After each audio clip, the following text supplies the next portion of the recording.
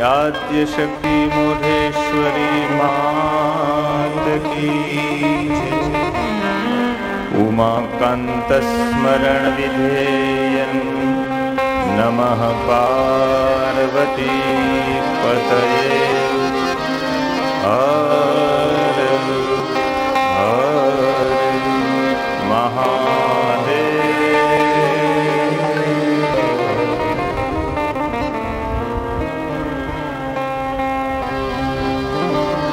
हरि नंद नंदन યશોદાનંદન, આનંદ કંદ મુકુંદ, શ્રી કૃષ્ણ પરમાત્માના વાંગમય સ્વરૂપ એવા ભાગવતજીને વંદન. સૂર્યપુરની તમામ દિવ્ય ચેતનાઓને વંદન. પૂજ્ય મુરદાસ બાપુને પ્રણામ. બ્રહ્મવેત્તા બ્રાહ્મણો, માં શારદાના ઉપાસકો સારસ્વતો તથા પરીક્ષિત સ્વરૂપ તમામ શ્રોતાઓને પ્રણામ સાથે સૌને જય શ્રી કૃષ્ણ.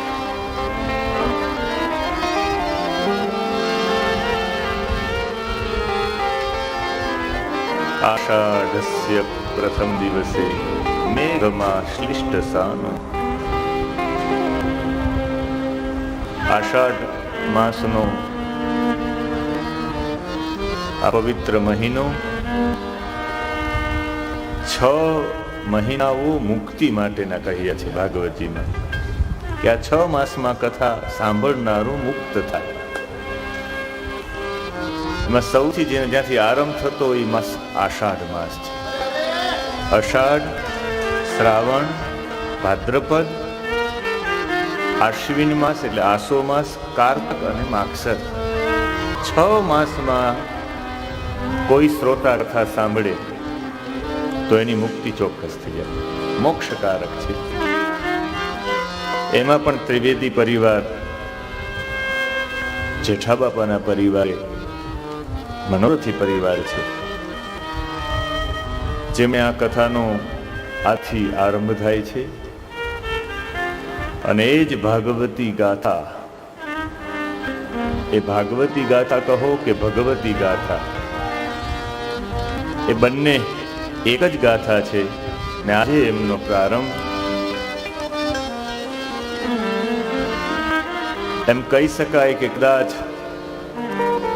મૂર્તિ બનાવનારો એ અલગ હોઈ શકે, એ મૂર્તિની પ્રતિષ્ઠા કરનારો એ પણ અલગ હોઈ શકે, મૂર્તિની પ્રતિષ્ઠા કરાવનારો પણ અલગ હોઈ શકે, એ મૂર્તિ પ્રતિષ્ઠાનો પ્રચાર અને પ્રસાર કરનારો પણ અલગ હોઈ શકે. મૂર્તિમાં એવું બની શકે ઘડનારો અલગ હોય, મૂર્તિની પ્રતિષ્ઠા કરાવનારો યજમાન અલગ હોય, મૂર્તિની પ્રતિષ્ઠા કરાવનાર ભૂદેવ અલગ હોય, એનો પ્રચાર અને પ્રસાર કરનાર અલગ હોય. પણ ભાગવતજીમાં બધું એક જ છે. પરમાત્મા સ્વયં પોતે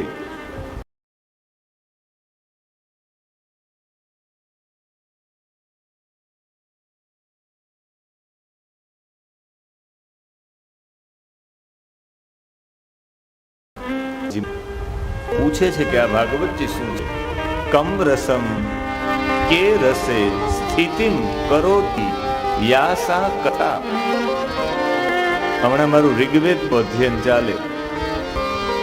આ ઋગ્વેદમાં બાપુ 20 વખત ઋગ્વેદમાં કથા શબ્દ આવ્યો છે. 20 વખત કથા કથા કથા વારંવાર આવ્યો છે. કારણ કે કથનમ શબ્દ ઉપરથી કથમ ઉપરથી કથનમ બન્યું અને કથનમ ઉપરથી કથા શબ્દ બન્યો. કથમ એટલે કેમ, કથમ એટલે કેવી રીતે, ભગવાનનો અવતાર કેમ થયો? કથમ અવતાર, કેવી રીતે થયો ભગવાનનો અવતાર, શા માટે થયો એટલે કથા. કથમ એટલે કેવી રીતે આ સૃષ્ટિ ભગવાને કેવી રીતે બનાવી. ઋગ્વેદ આખી સૃષ્ટિ મીમાંસા, સૃષ્ટિ કેવી રીતે બની, કથમ કેવી રીતે એટલે કથા. તમે ને હું જોડાયેલા છે પૃથ્વી તત્વ સાથે, કથમ કેવી રીતે. એક સજાતીયથી એક સજાતીયનું આકર્ષણ કથમ કેવી રીતે એટલે કથા. અહીંયા કથા વિશે તો એટલું કહેવામાં આવ્યું છે કે આ કથા નથી. ભારતની સંસ્કૃતિમાં હું આરંભ કરું વિજ્ઞાનથી અને છેલ્લે વિરામ પણ વિજ્ઞાનથી કરીશ. આખી આ કથા વિજ્ઞાન સાથે જોડી દઉં, કારણ કે પૂજ્ય બાપુને ત્યાં કથા જ્ઞાન સાથે જોડી હતી. અહીંયા આરંભ જ વિજ્ઞાનથી કરીશ. આટલું બધું સાયન્સ છે આમાં. બધાને એમ થાય કે ભાગવત કથા એટલે શું, પણ હું ચોક્કસ કહીશ. 7 દિવસ સુધી તમે સાંભળો એટલે સાયન્સ ઓફ ધી સોલ, આત્મવિજ્ઞાન છે. સાયન્સ ઓફ ધ યુનિવર્સલ, આખા બ્રહ્માંડનું વિજ્ઞાન છે. ઔષધિ વિજ્ઞાન છે ભાગવતજીમાં, ડગલે ને પગલે દરેક સ્કંદમાં ઔષધિ વિજ્ઞાન. આપણા ચરક, આપણા સુશ્રુત, આપણા ભાગભટ ક્યારેક વાંચો તો ખરા. આજનું સાયન્સ ત્યાં ટૂંકું પડે છે. આટલું ઔષધિ વિજ્ઞાન, અરે ભાષા વિજ્ઞાન, પાણીની અને વ્યાસનું વિજ્ઞાન છે આ. પાણીનું ભાષા વિજ્ઞાન એટલે એક જ વાક્ય પાણીનું આ વ્યાકરણ અને પતંજલિ જેવા મહાપુરુષોએ આપેલું આ તર્ક. બાપુ એક જ વાક્ય, કંઠકૂપે ક્ષુત પિપાસા નિવૃત્તિ. આ પતંજલિ યોગ દર્શનનો 3જા પ્રકરણનું 30મું સૂત્ર છે. એકદમ સરળ રીતે આપ્યું છે કે કંઠકૂપે ક્ષુત પિપાસા નિવૃત્તિ. આ અનુભવ ટાઈમ્સ ઓફ ઇન્ડિયાએ 7/2/1997 ટાઈમ્સ ઓફ ઇન્ડિયામાં લેખ આવ્યો હતો. એ લેખ દિલ્હીમાં શહાદરા સ્ટેશન છે ત્યાંનો. એ શહાદરા સ્ટેશન પાસે એક જૈન સાધ્વી જેનું નામ હતું મોહન માલાજી. એને વિશ્વ શાંતિ માટે 251 ઉપવાસ કર્યા બાપુ. 251 ઉપવાસ. આજનું મેડિકલ સાયન્સ એવું કહે છે 25 કિલો વજન ઓછું કરી નાખ્યું. આટલું બધું 25 કિલો વજન ઓછું થઈ ગયું. એમ મેડિકલ સાયન્સ પ્રમાણે 140 દિવસ સુધી માણસ ભૂખ્યો અને તરસ્યો રહી શકે, નિરાહાર રહી શકાય. 140 દિવસ સુધી એના ઉપર લોકો બેસેલા હતા. મૌલાના આઝાદ મેડિકલ કોલેજના ડોક્ટરો, ઓલ ઇન્ડિયા મેડિકલ ઇન્સ્ટિટ્યૂટ એના પર બેસેલું હતું. 250 દિવસ સુધી જલ પણ ગ્રહણ ન કરીને બાપુ જીવિત રહી ગયા. આ છે મનોબળનો પ્રતાપ. એટલે ત્રિવેદી પરિવારને પણ મારી વિનંતી છે, અહીંયા આપણા બંને વડીલો અત્યારે ના તંદુરસ્તી છે, એમને વિનંતી કરું છું, એ સાંભળતા હોય તો એની ચેતનાને કે તમારું મનોબળ મજબૂત રાખશો. 251 દિવસ રહી શકાય તો 7 દિવસ પણ રહી શકાય, એમાં કઈ બહુ મોટી વાત છે નહીં. ચેતનાનો પ્રભાવ એટલો બધો પ્રબળ હોય. એટલે અમરેલીના મૂળદાસ બાપુએ જે દિવસે દેહ છોડ્યો એ દિવસે કોઈની વાયણું વળી નડતું હતું. દીકરી કે આજના દિવસે જ બાપુએ દેહ છોડ્યો, એ સમયે પાછા દેહમાંથી જીવિત થઈને આ થઈ શક્યું. આ થઈ શકે, આપણી સંસ્કૃતિ બોલે છે, સાયન્સ બોલે છે. કંઠકૂપે ક્ષુત પિપાસા નિવૃત્તિ. જલ પીવાની જરૂરિયાત ન પડે, ભોજનની જરૂરિયાત ન પડે. ચુંદડી વાળા માતાજી, પ્રહલાદભાઈ જાની, આ બધું થઈ શકે. આવા સાયન્સ સાથેનું આ Bhagwat science of the soul, science of the universal. ભાષા વિજ્ઞાન છે, ઔષધિ વિજ્ઞાન છે, રસાયણ વિજ્ઞાન છે, ભૌતિક વિજ્ઞાન છે. તમે જે માગશો એ આમાંથી મળજે. કોઈ આશા તો કરજો કે અમારે કાલે આના ઉપર કથા સાંભળવી, લેખા એના ઉપર, એને કથા, એને ચરિત્રો, એને એના ઉપર કથા થશે. એટલે આજના દિવસે હું આરંભ કરી દઉં છું, પણ કાલથી મને કહેજો આપ લોકો ત્રિવેદી પરિવાર. અને અહીંયા કથા કરવા માટે હું એવા માટે જ આવ્યું કે ભૂદેવને ત્યાં કથા છે, એક કર્મકાંડી બ્રાહ્મણને ત્યાં કથા છે, એવા સદભાવ સાથે આવ્યો છું. અને એટલા 7 દિવસ સુધી તમે પ્રશ્નો પૂછી લેશો, એના ઉપર આપણે કથા કરશું. ઓન સ્પોટ પૂછો તો વાંધો નહીં, એમ ગમે ત્યારે ઊભા થઈને છૂટ તમે કથા વચ્ચે પણ ઊભા થઈને. આ હું અભિમાન એવું નથી કરતો, મને દોષ લાગે બોલું તો, પણ મને ભાગવતજી ઉપર એટલો વિશ્વાસ છે, એટલી પરમ શ્રદ્ધા છે કે એમાં એનો જવાબ હોય જ. એટલે આપણે આ જ્ઞાન વિજ્ઞાનથી, જેમાં ભૂગોળ છે, જેમાં ખગોળ છે, જેમાં જ્ઞાન છે, જેમાં વૈરાગ્ય છે, જેમાં ભક્તિ છે, એવા ભાગવતનો આશ્રય લઈએ અને મંગલાચરણમાં પ્રવેશ કરીએ. પદ્મ પુરાણ અંતર્ગત આખું એમનું મંગલાચરણ છે. 12 સ્કંદ છે ભાગવતજીમાં, 335 અધ્યાય છે, 43 પ્રકરણો છે, 18,000 શ્લોકો છે. અમુક લોકો તર્ક કરે, મને એક વિદ્વાને તર્ક કર્યો હતો કે મહાદેવભાઈ ભાગવતજીમાં તો મેં શ્લોકો ગણ્યા છે બધા અધ્યાયમાં 14,786 શ્લોક જ છે. તો તમે 18,000 શ્લોકોનું કેમ બધા શતસાહસ્ર્યામ, જેમ આપણે કહીએ અષ્ટાદશ સાહસ્ર્યામ, 18,000 તો થતા નથી, કેમ લખે છે?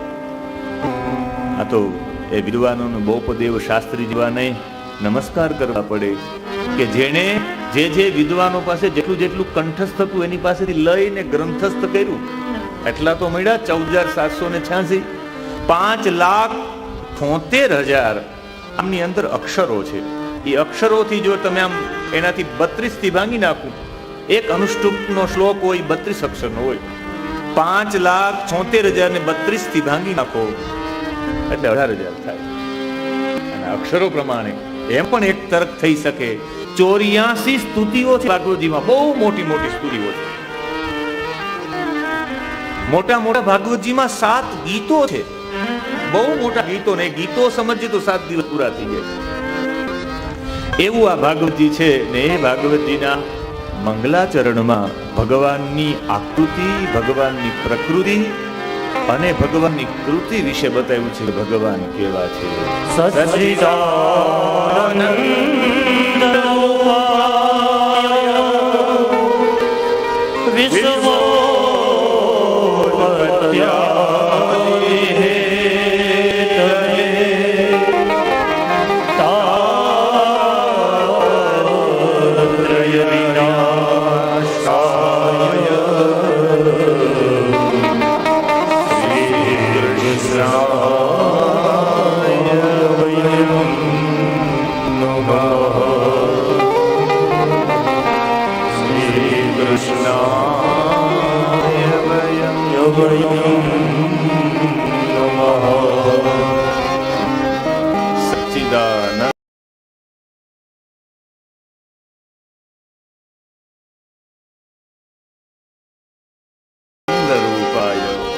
વિશ્વોત્પત્યાદિ હેતવે તાપત્રય વિનાશાય શ્રી કૃષ્ણાય વયમ નમઃ. આ ખાલી મંગલાચરણ નથી. આ શ્લોક પદ્મ પુરાણનો પણ નથી, આ શ્લોક સ્કંદ પુરાણનો પણ નથી, આ શ્લોક ભાગવતજીનો પણ નથી. અખંડાનંદ સરસ્વતીજી, બૌપદેવ શાસ્ત્રી જેવાના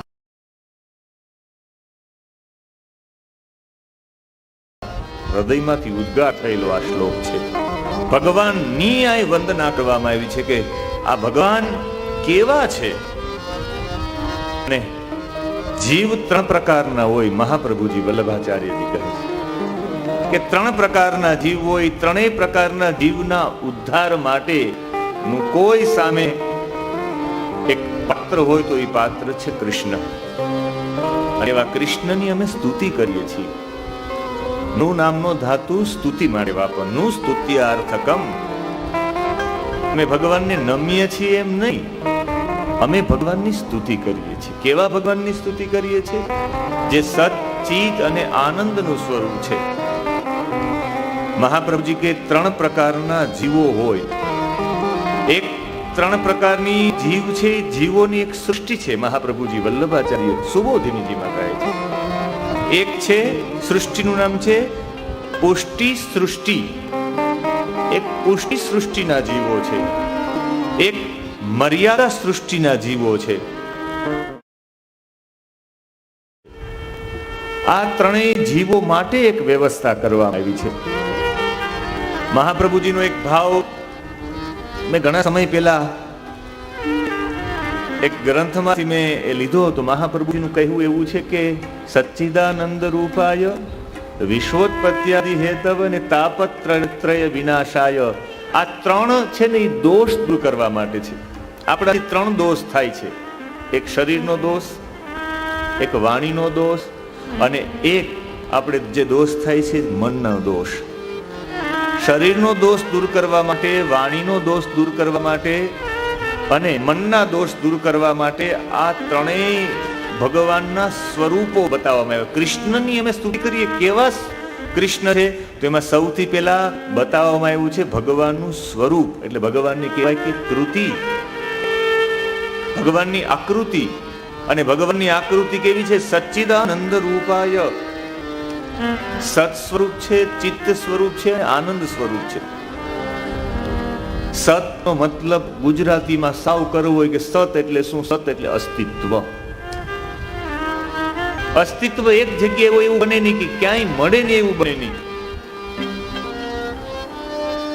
એક જગ્યા તો બતાવો જ્યાં અસ્તિત્વ ન હોય, જ્યાં સત ન હોય, જ્યાં વાયુ ન હોય, જ્યાં પ્રાણ ન હોય. પથ્થરમાં પણ પ્રાણ છે. એક સ્થાન એવું નથી કે જ્યાં પરમાત્મા ન હોય. સચ્ચિત અને આનંદનું સ્વરૂપ છે. આ ત્રણ દોષ દૂર કરવા માટે મહાપ્રભુજી કહે છે શરીરના ત્રણ દોષ છે. એ ત્રણ દોષમાં પણ શારીરિક ત્રણ દોષો છે દૂર કરવા માટે. પેલું ચોરી, શરીરનો દોષ છે, ચોરી કરવી. જાર કર્મ કરવું, વ્યભિચાર કરવો એ શરીરનો બીજો દોષ છે. અને હિંસા કરવી શરીરનો ત્રીજો દોષ છે. શરીરના ત્રણ દોષ દૂર કરવા માટે ભગવાનનું સ્વરૂપ છે, એ બીજું કોઈ સ્વરૂપ નહીં, એ વિશ્વોત્પત્યાદિ હેતવે છે.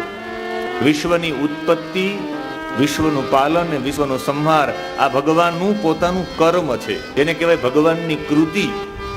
અને ભગવાનની એ કૃતિનું વારંવાર સ્મરણ કરવાથી કે ભગવાન તમે અમારા દોષો પણ દૂર કરો. મહાપ્રભુજી કે શરીરના દોષો, અમે ક્યાંક જાર કર્મ કર્યું છે એ દોષ અમારા દૂર કરો. ક્યાંક ક્યાંક અમે હિંસા કરી એ દોષ દૂર કરો. ક્યાંક ક્યાંક અમે ચોરી કરી એ દોષ દૂર કરો.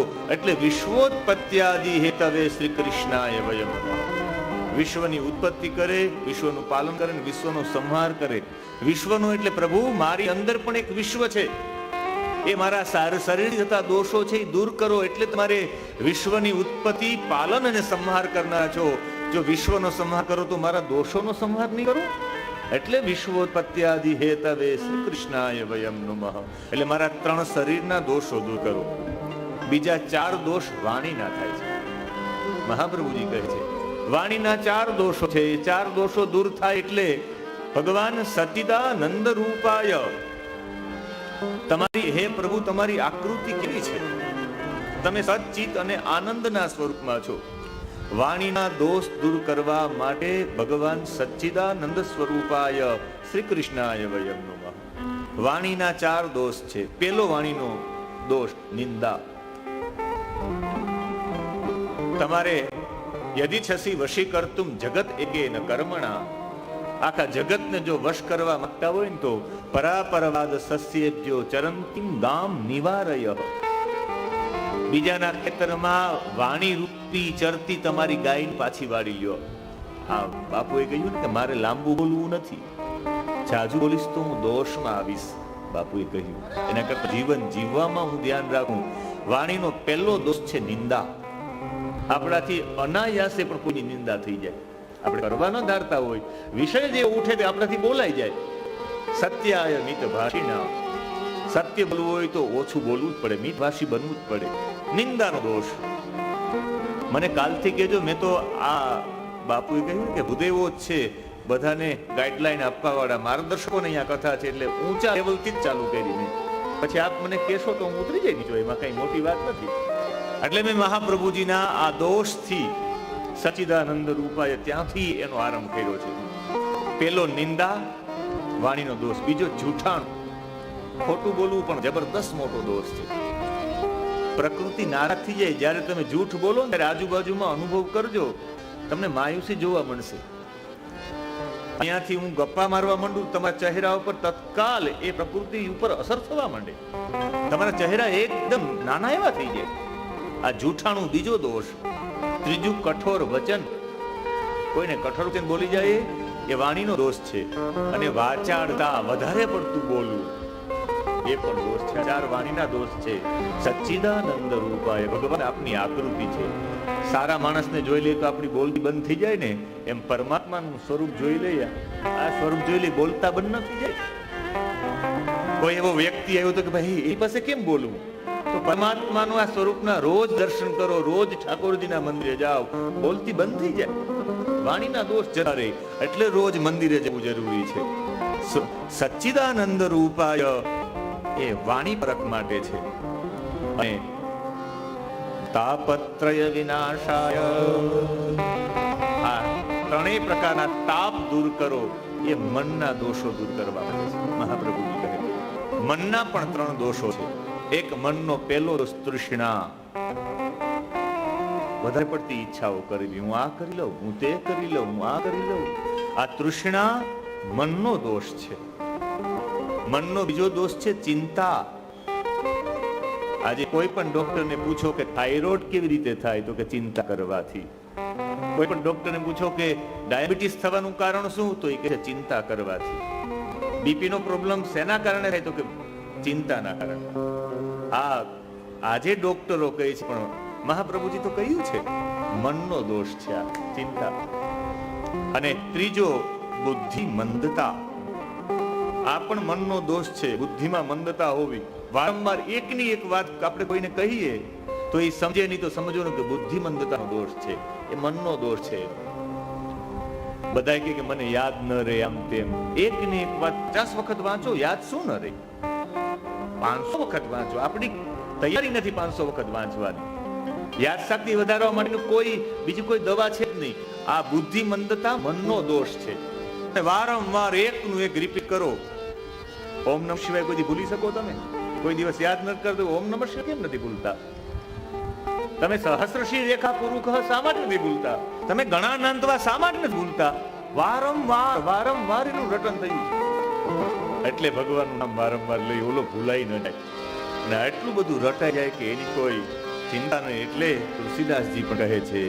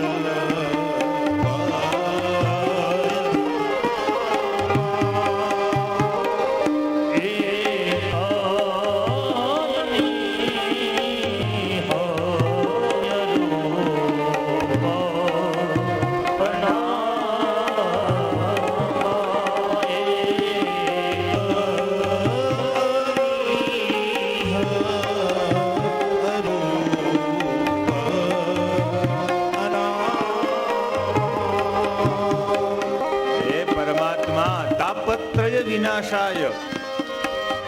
3 પ્રકારના તાપો છે, આધિદૈવિક, આધિભૌતિક અને આધ્યાત્મિક. જો પાપ છે ને, પાપનું ફળ તાપ છે. પાપ દૂર કરી શકાય, પણ તાપ દૂર ન કરી શકાય. પાપનું એ ફળ છે અને ફળ તો ભોગવવું જ પડે. અહીંયા બતાવ્યું છે તાપત્રય વિનાશાય શ્રી કૃષ્ણાય વયમ નમઃ. કેવા કૃષ્ણને હું નમસ્કાર કરું, જે તાપનો નાશ નહીં વિનાશ કરે છે. અને તાપનો વિનાશ કેવી રીતે થાય, તો કે મનના દોષો. આપણે બધા કહે કે મનથી કલયુગમાં પાપ થતું નથી. મનથી જે વિચાર કરો એનું પાપ કલયુગમાં નથી લાગતું, એવું વિધાન ભાગવતજીમાં પણ છે. પણ આજે મનમાં વિચાર કરો ને, એ બીજ ક્યારેક ને ક્યારેક અંકુરિત થાય. તમારો આજનો વિચાર એટમ બોમ્બ છે. આજે વિચારો એવું કાલે થવાનું જ. તમે ક્યારે વિચાર્યું હશે ભવિષ્યમાં કે અમે બધા ભેગા થઈને ભાગવત કથા કરીએ, એટલે એ બીજ આજે અંકુરિત થયું? ક્યારેક કોઈ સૂક્ષ્મમાં પડેલો વિચાર ક્યારેક ને ક્યારેક પલ્લવિત થાય. એવા શ્રી કૃષ્ણને નમસ્કાર કરીએ છીએ. પહેલો શ્લોક છે. એમના પછી વંદના કરવામાં આવી છે વક્તાશ્રીની. ભગવાનની વંદના, પછીના ભક્તની વંદના. એટલે વક્તાની વંદના છે. 5 વક્તાઓ છે ભાગવતજીના. સૌથી પહેલા વક્તા નારાયણ સ્વયં છે. બીજા વક્તા બ્રહ્માજી છે. એમના ત્રીજા વક્તા નારદજી છે. એના ચોથા વક્તા વ્યાસજી છે. અને 5મા વક્તા શુકદેવજી છે. જેમ તમે 5 ભાઈઓ છે ને, ભાગવતના 5 વક્તા છે. અને શુકદેવજી ઉત્તમ અધિકારી છે, એટલે શુકદેવની જ વર્ણના કરવામાં આવી છે.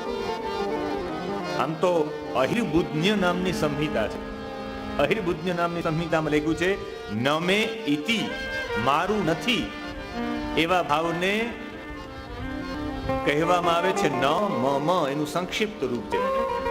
યજ્ઞમાં બોલીએ ને ઈદમ ન મ આ મારું નથી, એ છે નમે ઈદી, આ મારું નથી, પરમાત્મા તારું છે. અને એવું વિચાર કરવો એને જ કહેવાય અહંકારને છોડવો. અને અહંકાર ત્યારે છૂટે કે તમે નમન કરો ત્યારે. એ નમનનું જ સૂક્ષ્મ રૂપ છે નમઃ, એ નમનનું છે.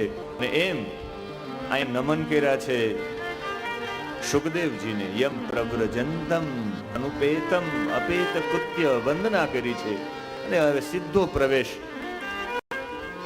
નૈમિષારણ્યની અંદર ને જ્યાં નૈમિષારણ્યમાં અહીંયા આ ત્રણેય પદ છે. સચ્ચિદાનંદ રૂપાય વિશ્વોત્પત્ત્યાદિ હેતવ અને તાપત્રય વિનાશાય. એનો હું ફૂલ ફોર્મ એનું હું નહીં કહું, એવા માટે કે તમે વારંવાર આ શ્લોક સાંભળ્યો છે, આપે વારંવાર આનો અર્થ સમજ્યા હશે.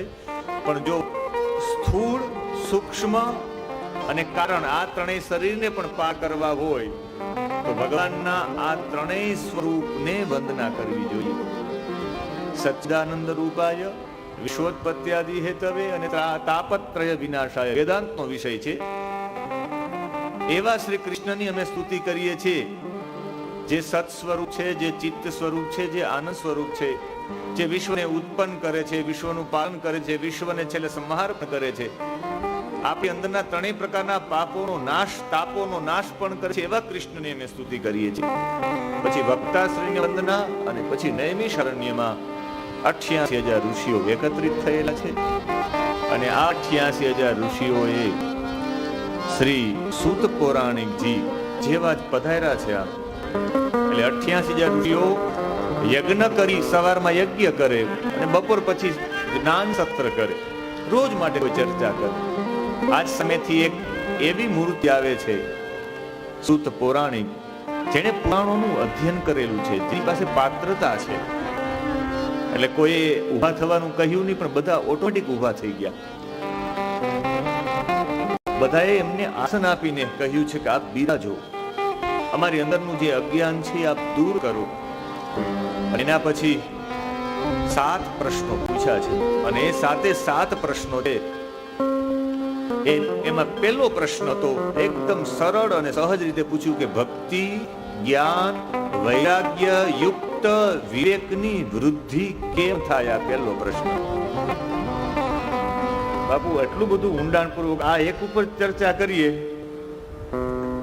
બહાર વાગી જાય અને આપણા સત્ર પૂરું થઈ જાય. એક જ ઉપર ભક્તિ, જ્ઞાન, વૈરાગ્યથી યુક્ત વિવેક કેવી રીતે વધે? હવે આપણે એમ થાય કે વિવેકમાં પણ આવવું હોય, પણ હા હોય. બેરિસ્ટર હોય, જજ હોય, વૈજ્ઞાનિક હોય, તાર્કિક હોય, અરે જવા દો રિક્ષા ચાલક હોય, એમાં પણ વિવેક તો હોય જ. પણ એમાં સ્નેહ રહિત વિવેક હોય અને એક સ્નેહ સહિત વિવેક હોય. કોઈ દુકાને લેવા જાય કઈ આપણે માલ સામગ્રી, તો એક વાર કે શેઠ શું આપવું આપને?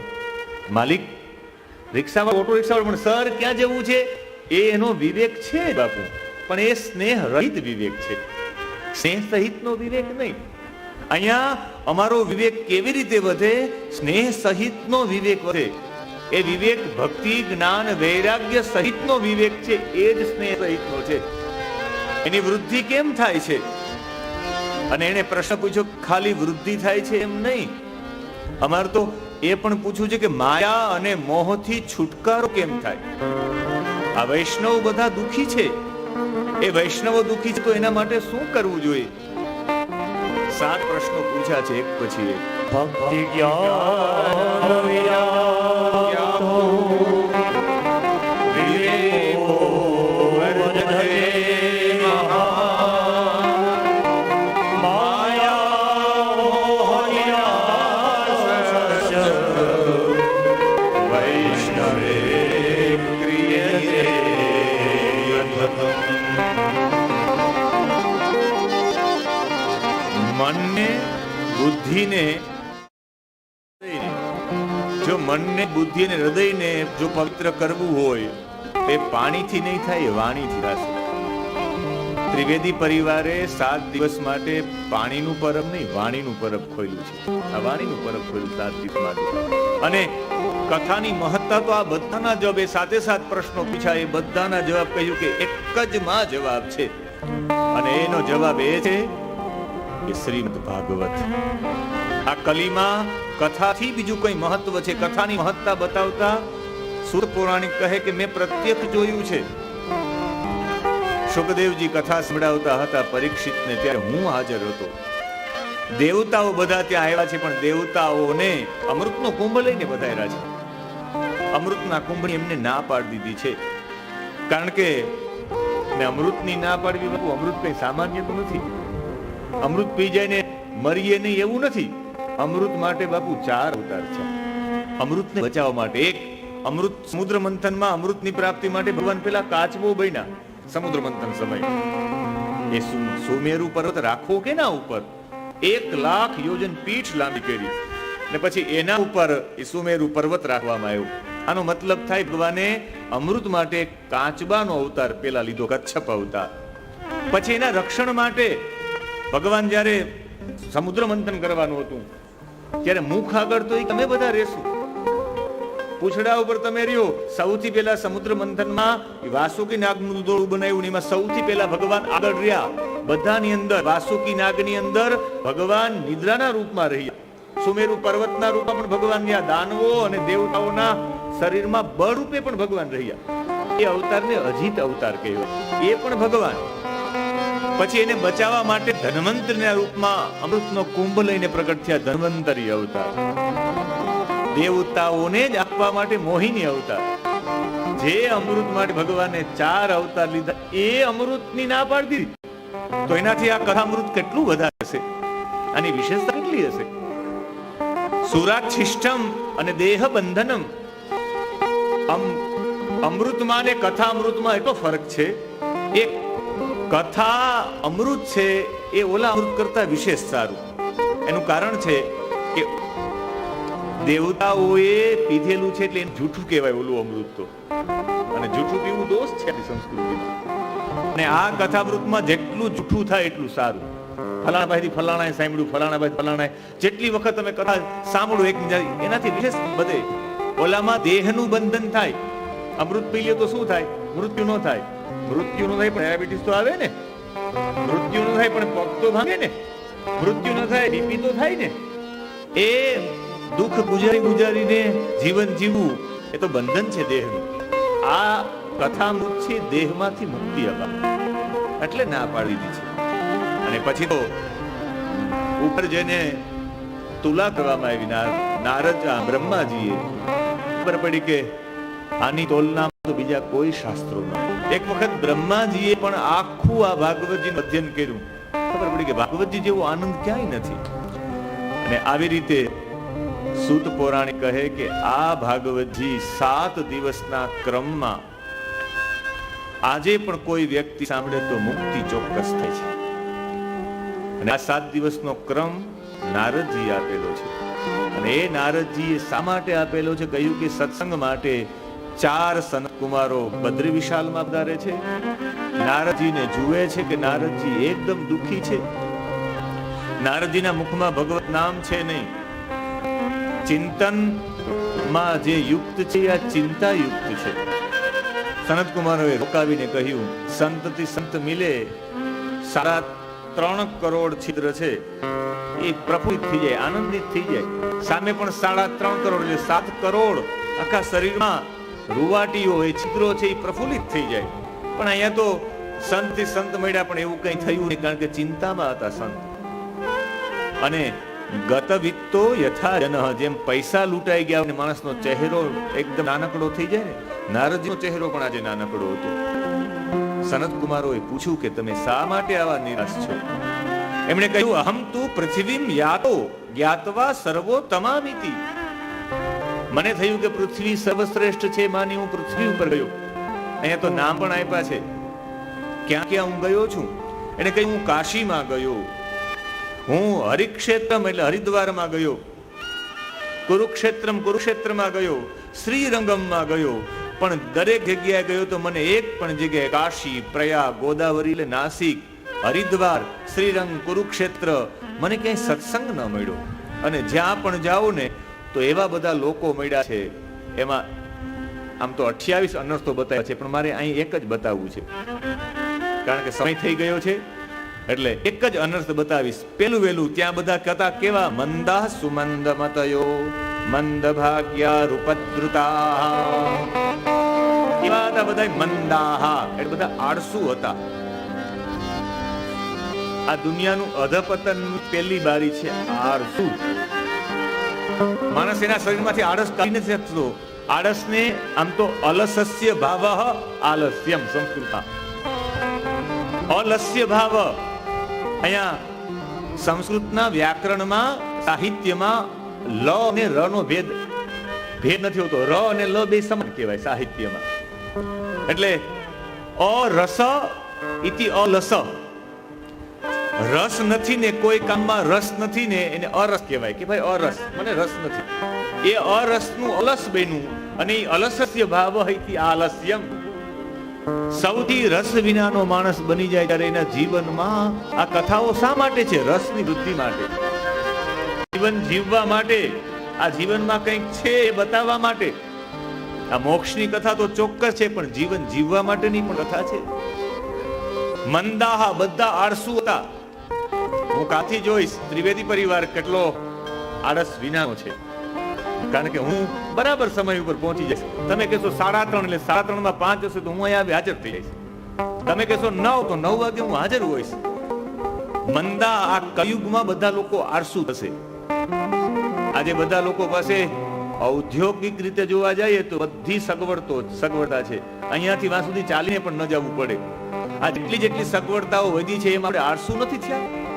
એક સમય બધા પોતાના મોબાઈલ નંબર યાદ હતા કે 94 81 89 46, પણ હવે જેટલા મોબાઈલો આવ્યા છે યાદ હતા 02877 2877 92 નંબર બધાને પોતપોતાના, કોઈના પણ નંબર પૂછો તો બધાને યાદ હતા. ડાયરીમાં લખવા પડતા નહીં હતા. મોબાઈલમાં સેવની પ્રક્રિયા આપણે નંબરો ભૂલી જાય. આમાં પૂછવામાં આવે કે તમારા સસાના નંબર બોલો તો બોલી નહીં શકે. પણ પૂછવામાં આવે કે તમારા નાના ભાઈના નંબર બોલો તો એક પણ બોલી ન શકે. હું પણ ન બોલી શકું. સગવડતાઓ જેવી વિધિ છે, એવા આધુનિક ઉપકરણો વધ્યા છે, એમ આપણે આળસુ થતા જઈએ છીએ. આપણે ખબર નથી. આપણા આળસુનું આ પ્રતીક છે. આપણે યાદ રાખવાના આળસ નહીં, દરેક બાબતમાં આળસ કરીએ છીએ. કળિયુગનું આ પહેલું ચરણ છે. પહેલા ચરણમાં એનું પહેલું પગથિયું છે બાપુ, આળસ. એ આળસથી શું થાય એનું પરિણામ બતાવ્યું છે. મંદાહા સુમંદ મતયો. પેલા માણસ આળસુ બને, કામમાંથી આળસ બને, હાલ પછી કરશું. એ કામમાંથી આળસ બને એટલે મંદા સુમંદ મતય, એટલે એની મતિ, એની બુદ્ધિ વધારે આળસુ થાય. કામમાં આળસ કરનારો વ્યક્તિ આગળ જતા મંદમતી નો થાય, બહુ યાદ ન રાખી શકે. અને જ્યારે મંદમતી થાય એટલે પછી મંદમતી થાય એટલે પોતાનું જીવન પણ મંદ થાય, બધાનું કર્મ પણ બંધ થાય, આવક આવવાની બંધ થાય, બધું થાય. ને પછી બાજુવાળાને જોઈએ કે આ તો આપણા કરતા પૈસા વાળો છે, એટલે રૂપદ્રુતાહા, રાગ અને દ્વેષ થાય કે મારા કરતા આગળ વધી ગયો, એને કેટલી મહેનત કરી એ તો જો, એના કેટલા વર્ષનો પુરુષાર્થ છે એ તો જો. એટલે બધા લોકો આળસુ હતા. એ કલીનું પહેલું એને જોયું અનર્થોમાં. નારદજી જ્યાં પણ જાય પૃથ્વી ઉપર, શ્રીરંગમાં જાય તો બધા 7 વાગે મંદિરની આરતી થતી હોય તો મંદિરના પૂજારીઓ 7:30 આવતા.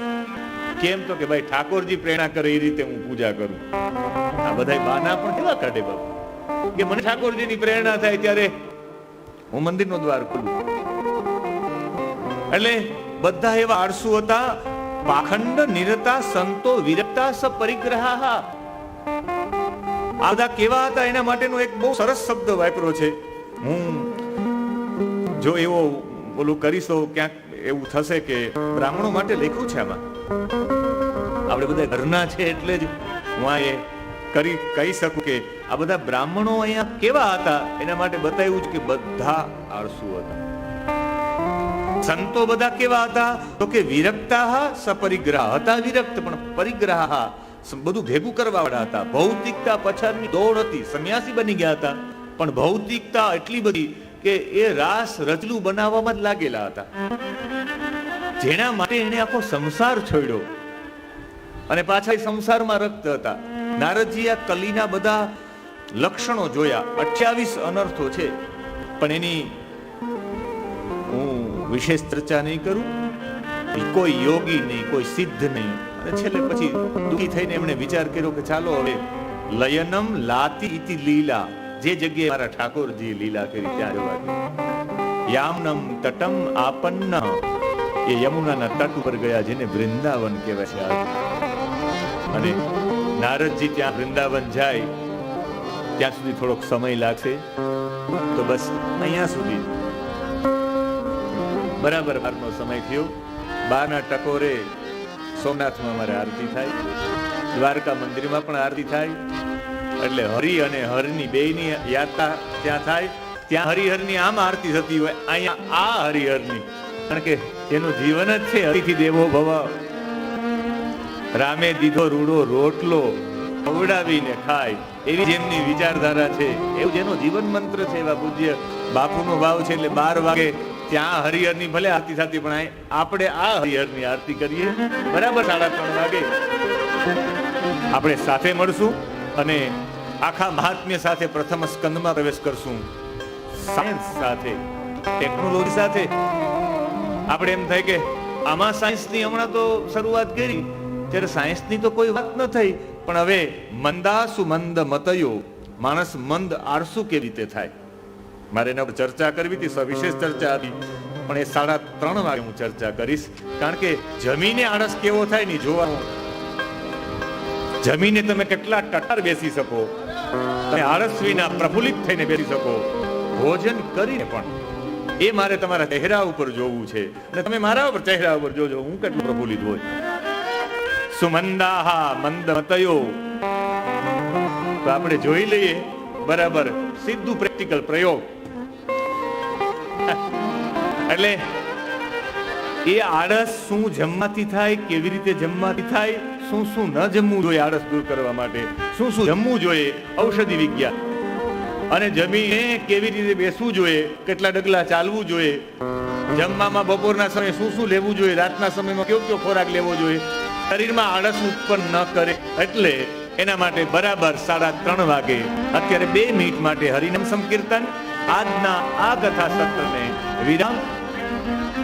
રમેશ દાદાનો ભાવ હતો કે તમે કથા તમને આનંદ આવે એ રીતે કરજો, છતાં પણ આપ લોકો મને કહેજો કે અમારે અધ્યાત્મના બેજ ઉપર, વિજ્ઞાનના બેજ ઉપર, ભૌતિક રીતે જે રીતે અમારે મૂળ કથા શ્લોકાત્મક તો એ જ. તમે કથા સિવાય બીજું એક પણ ઉદાહરણ બહાર નહીં, તો પૂજ્ય બાપાને ત્યાં, બાપુને ત્યાં મેં એવી જ કથા કરી, બહારનું એક પણ ઉદાહરણ નથી આપ્યું.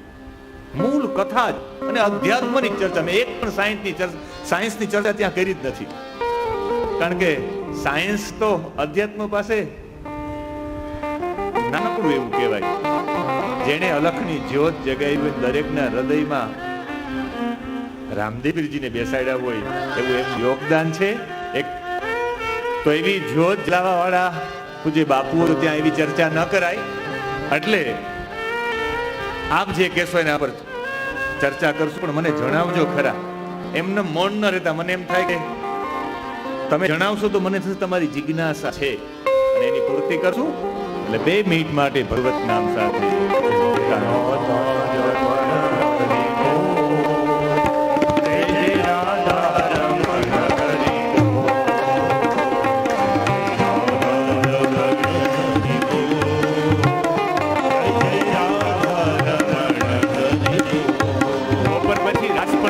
તમે એવું ન માના કે આ એટલે રાસ પણ લેશું, ગુંજાતા નહીં. રસો વે સહ